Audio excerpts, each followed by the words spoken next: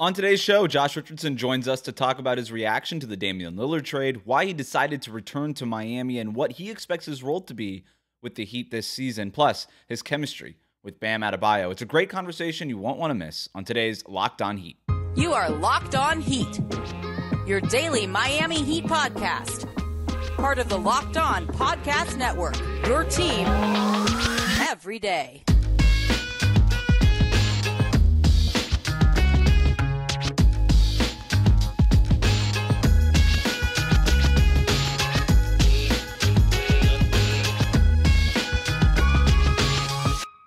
All right, joining us now on Locked On Heat is Josh Richardson, one-time Miami Heat player, now again a Miami Heat player. Josh, let's just start right here. Are you excited to have your number 0 back?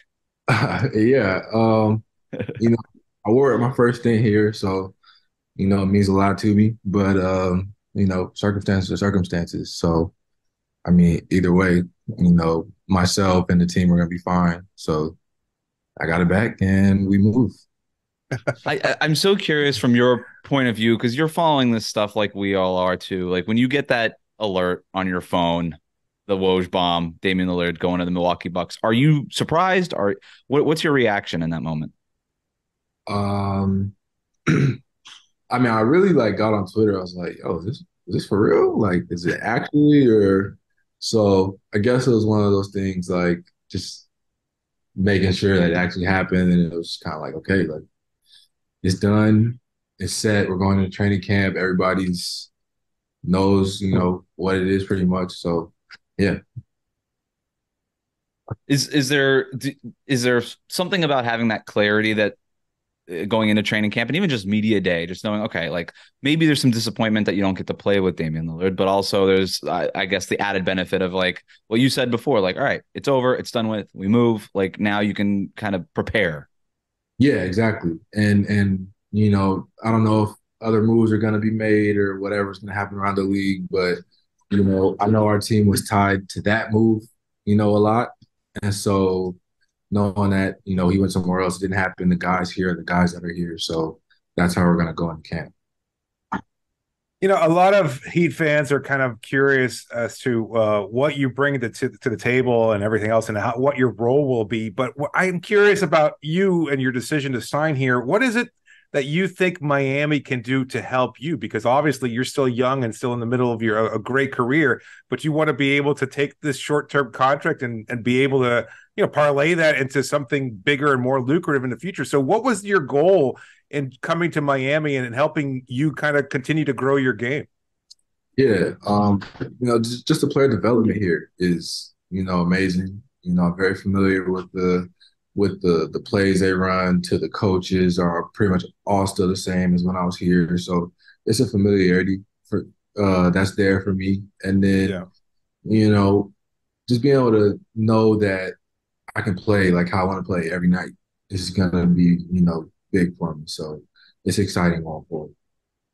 That consistency that you're talking about, I mean, obviously that's just who the Heat have been ever since Pat Riley joined the team in '95. They've had that kind of just consistent coaching in front office and everything else. Probably some of the same people working at the arena that were here when you were last a player. But do you miss that kind of thing? I mean, you're always a professional, and no one's ever questioned you in that. But you go to different teams, and you have to make that adjustment almost on a yearly basis, maybe even sometimes multiple times over the course of a year. But knowing that you have something familiar to fall back on that, that's got to give you like a great sense of comfort, right?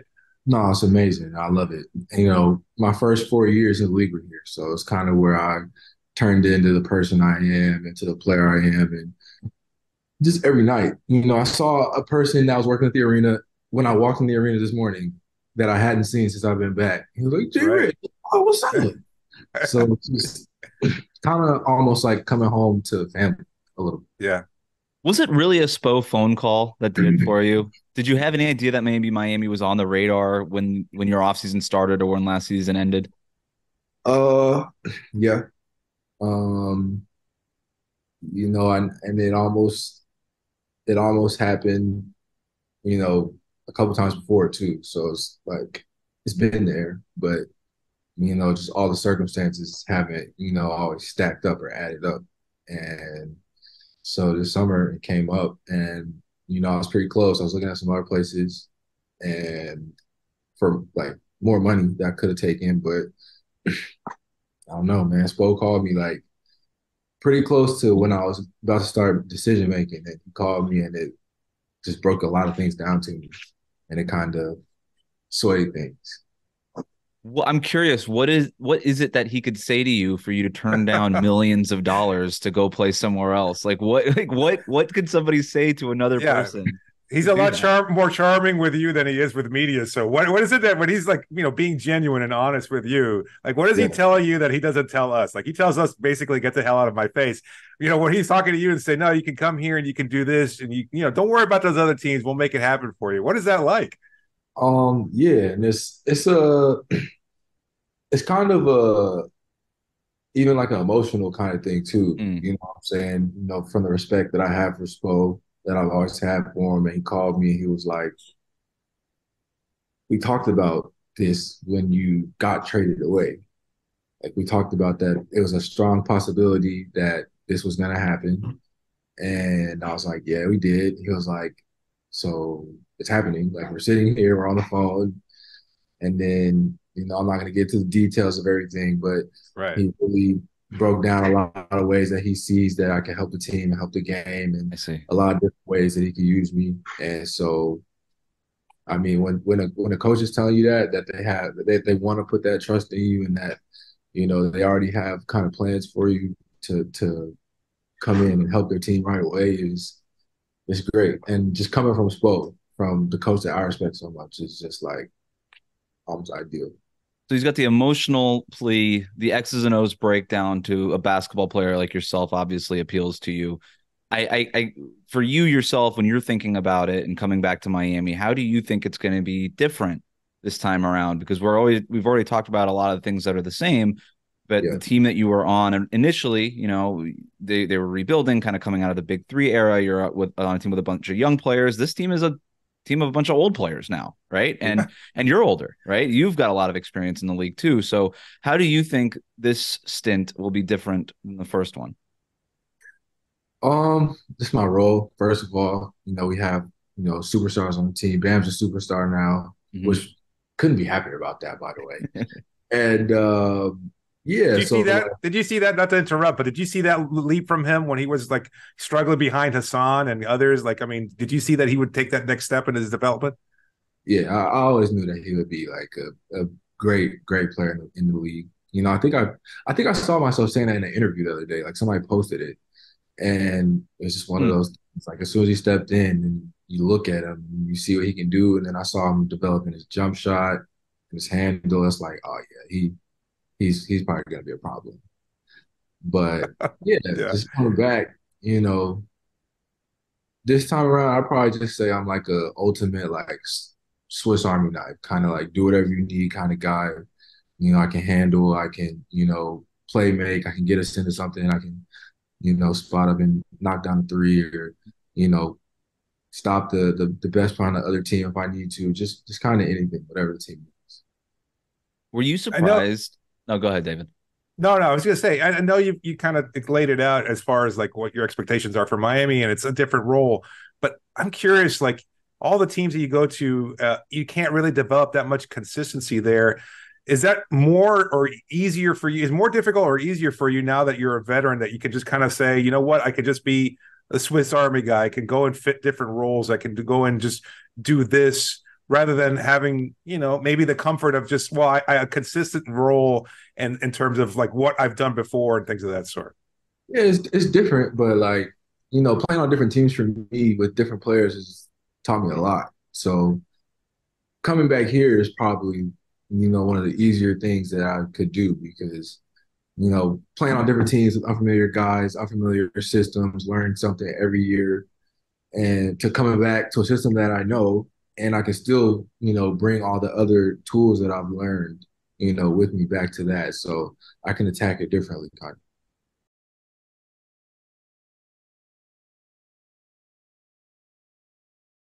Is it that much the same as when you left, when you're handed the playbook and things like that? Like how have things changed? I would imagine something's different. Yeah, for sure, for sure. I mean, Jimmy's gonna have his ISOs, Bam's gonna have his Right. ISOs. Um, Kyle's going to get the ball off the rim and go 3,000 miles an hour down the court or Right. make crazy outlet. So it's different. But like when we've been working out with like the positions that I'll be in, like it's all familiar. And I watch, the Heat play. Like I never stop watching play. So I've seen a lot of things that they like to do.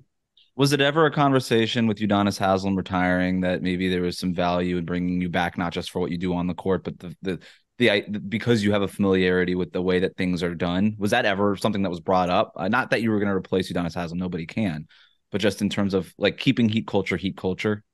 No, Okay. but I mean, I guess since you mentioned that, I guess it could be something, that's a huge piece that we're losing. So, you know, it's gonna be kind of like a team effort to fill those. You mentioned the culture. Obviously that's something that a lot of fans kind of gravitate towards. So, but having gone through the different teams that you went to, did you get a chance to kind of experience those other respective cultures, or maybe even a lack of culture in some cases, and ever say to yourself, "Damn, I miss the old days in Miami," because that at least there was a consistency there. Yeah, I experienced a lot of different, teams and seeing how they're run and just Yeah, small intricacies of like everyday, you know, whatever. But it's not like I missed it so much, even though I did, but like I appreciated everywhere I was at. right. And I probably say when I got to San Antonio, that was probably the closest thing. And I really like, I'll say San Antonio was probably my second favorite place that I played at besides here, just because, getting to work with Coach Pop, first of all. I grew up in Oklahoma City, so I grew up Yep. close. I watching him. Um, just like the way things are run there is very similar to Miami. So like they take everything seriously, to the training room, to the court, to the travel, to the times, to like they just don't play around. And I really Yeah, appreciated that. yeah. You see similarities between Pop and Spo by any stretch? Yeah, yeah, I do. In Um, what ways? just consistency, like you said, like, and they treat every player like same. They don't care. And it's the same coach every day. Very defensive oriented. Pop will get out on the court and like start doing defensive slides in the middle of practice. And it's like he was like 7 years old. He can't be doing that. But like somehow he's like on a treadmill. Like he's like the dude's a firecracker. And I feel like Spo is like, kind of very similar to how he does things. So you think Spo's going to coach for the next like 3-4 decades too? You think he's got that in him? That's a tall order to ask. That's a large statement to make. So I'm not gonna say that. But Spo is like we could call Spo like Pop's nephew or Okay, I like it. something. I like it. What's something about Bam that we don't know? Oh, About Bam that you don't know.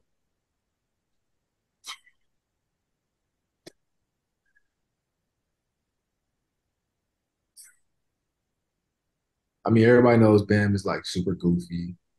Yep. It's like a big kid all the time. Um, I'm trying to think of something that like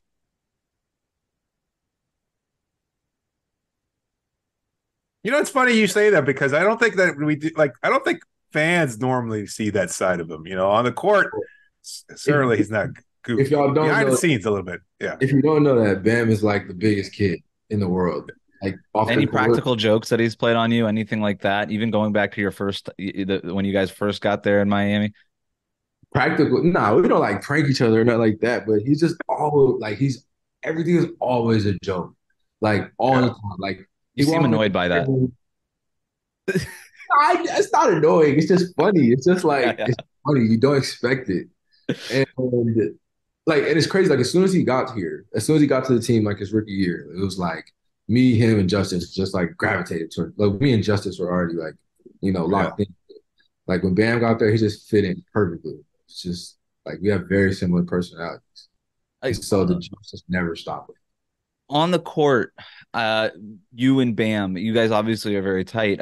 Have you guys talked about stuff that you guys could do on the court in terms of maybe running pick and roll, things like that? You're obviously a very accomplished 3-point shooter. He's an accomplished, screen setter, roller.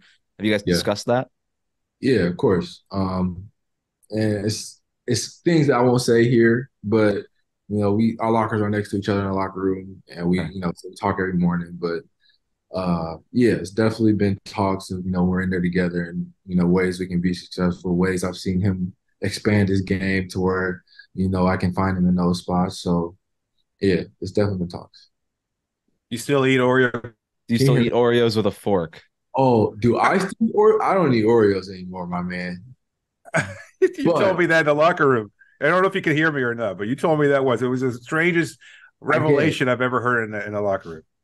I mean, that's smart though. If you think about it, it's That's, smart. that's how you argued it then too. It's been like 4 years and the same thing, exact thing. You were like, no, you don't get your fingers wet. You stay clean. You don't make a mess. You just eat them with a fork. That is true. Like just With milk? yeah, you can Dips. dip He it puts on he the puts the Oreo fork. cookie on the fork. And he dips the whole fork into Wait, the wait, I'm milk. sorry. So do Wes, you use the fork? Do you puncture the cream in the The middle with the fork cream. and you just Yeah. hope it doesn't fall apart? It usually doesn't, my friend. That's crazy, dude. I I've have never heard that in my tried. entire life. You never heard that? No, this is the first time I've ever heard of anybody doing that. I Come on. wrote it in my piece. I You gotta wrote do that about all the Josh like years ago, and that was like it Wild. was like one of the strangest things that he told me. So I had to include it in But you're there not because I doing was it like, anymore because you got to get down to that heat 0% body fat thing. Exactly. I just don't. I'm not a big Oreo Maybe they guy. allowed that in New Orleans, but not Oh, Miami. no, You don't you have can to have say anything beignets about it. there. You can have beignets in New Orleans, but yeah, no, days, boy, those things. Wow. I'm not proud of that. How many I ate. You got to get the is carbs there up is for there the a, season. yeah. Is there a place like a restaurant or anything? I know you live here still and everything, and you always maintain an apartment here. But is there like a place that you're like looking forward to going back to here now that you're with the team? I made sure I went to Wawa's Taqueria Hmm. on South Beach. Yeah. Um, went to Carbone. Of course. Uh, Spicy rigatoni. gotta have it. Gotta have it. Gotta have it. Gotta have it. Um, that's probably my two that like I really made a point to like get to. Did Nice. anything change? I mean, you left Miami in 2019, and so much has changed just in the city, right? And like pre-pandemic, post-pandemic, all these things. So many new people moving to the city. It's a big conversation here. Yeah. In your, were you surprised by anything when you came back? I mean, I know you came back, once a year for games and stuff, but being here now, anything kind of jump out that strikes you as different? I mean, I live here in the summer every year, Oh, so okay. it's not really like anything there. I literally was sitting at home when I talked to Spo on the phone about signing. I was sitting on my couch. You were like, you want me to just come in? I was like, yeah, I could just go to the arena now if I need to. So yeah, it's same as always. Josh Richardson, we really appreciate the time, man. Training camp starts next week in Boca. Good luck there. We'll see you on Media Day. Thanks for coming on. We appreciate it. No, thank you guys for having me. Also, Gunners won today. Let's go. You know. Go Gunners.